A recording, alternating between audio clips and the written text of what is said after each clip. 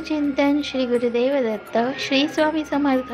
तुम्हा सगळ्यांचं माझ्या चॅनलमध्ये खूप खूप मनापासून स्वागत आहे।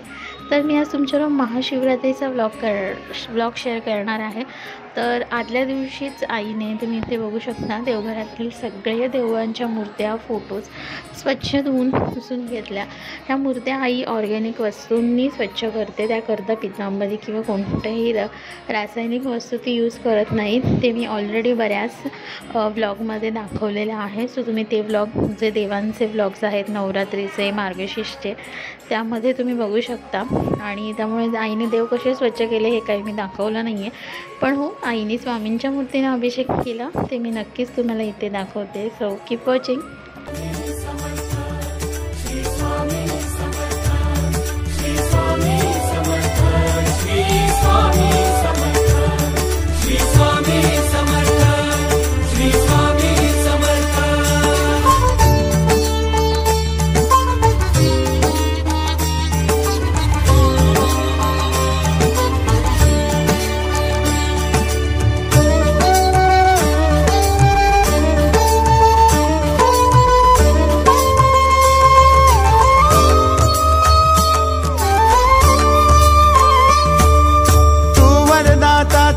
त्राता भाग्य विधाता श्री स्वामी समर्थ श्री स्वामी। सो तुम्ही पाहिलेत, अशा प्रकारे आईने छान स्वामींना गुरुवारीच अभिषेक करून घेतला आणि त्यानंतर गुरुवारीच मुख्य दरवाजा स्वच्छ पुसून वगैरे शुक्रवारी त्याला हे छान फुलांचं तोरण वगैरे लावलेलं आहे, तुम्ही बघू शकता।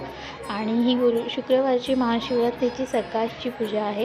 छान उंबऱ्याला हळदीचं लेपन करून छोटीशीच रांगोळी काढली होती, कारण मला अर्थात माझा उपवास होता, ऑफिसची तयारी वगैरे सगळंच होतं, जेवणाचे डबे वगैरे, पण ती त्या मदत आईला करायची होती।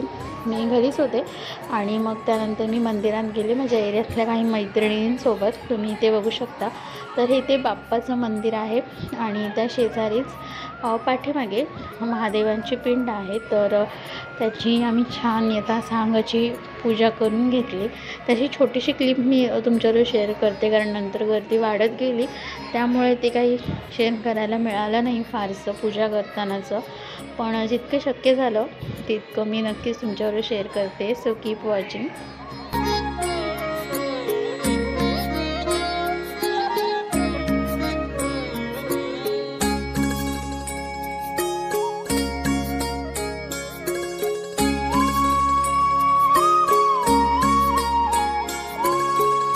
तुम्ही पाहिलं, अशा प्रकारे छान माझी आणि माझ्या मैत्रिणींची मंदिरात जाऊन महाशिवरात्रीची पूजा झाली आणि त्यानंतर आम्ही घरी आलो आणि हा गजरा बाप्पावर कोणीतरी हार म्हणून घातला होता, तो आम्हाला देण्यात आला। सो मी घरी येऊन तो देवघरालाच घातला आणि त्यानंतर माझं वाचन बाकी होतं, म्हणजे माझी जी नित्यसेवा असते ती, त्यानंतर महाशिवरात्रीची विशेष अशी सेवा करायची होती, शिवनामावली वगैरे किंवा जे नामस्मरण असतं ते सगळं आपल्या नित्यसेवेच्या पुस्तकात आहेच, सगळ्यात स्वामी भक्तांना माहीत असेल। सो त्या सगळ्या सेवा करून घेतल्या आणि त्यानंतर रांगोळी काढायची होती, ते सो मी छान अशी रांगोळी दाराबाहेर काढलेली आहे। रांगोळी म्हणजे माझा स्ट्रेस बस्टर आहे, मी किती टेन्शनमध्ये असेल, काही डिप्रेशन असेल, काही असू दे, मला ह्यामुळे मानसिक समाधान मिळतं, मला ते आवडतं आणि म्हणून मी मनापासून काढते। सो मी जी रांगोळीसुद्धा तुम्ही बघा आणि कशी वाटली हे मला कमेंट करून नक्की सांगा।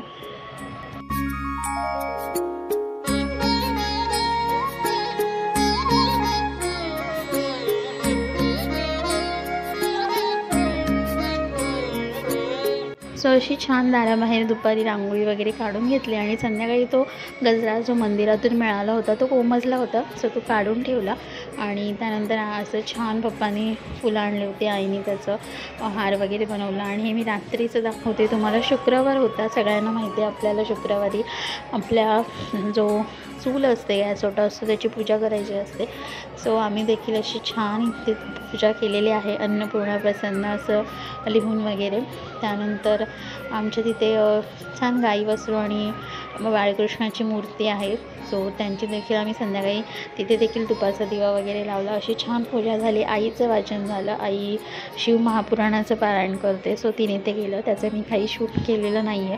त्यानंतर फराळ केला आईने, मस्त साबुदाण्याचे वडे केले होते, माझा एकटीचाच उपवास होता।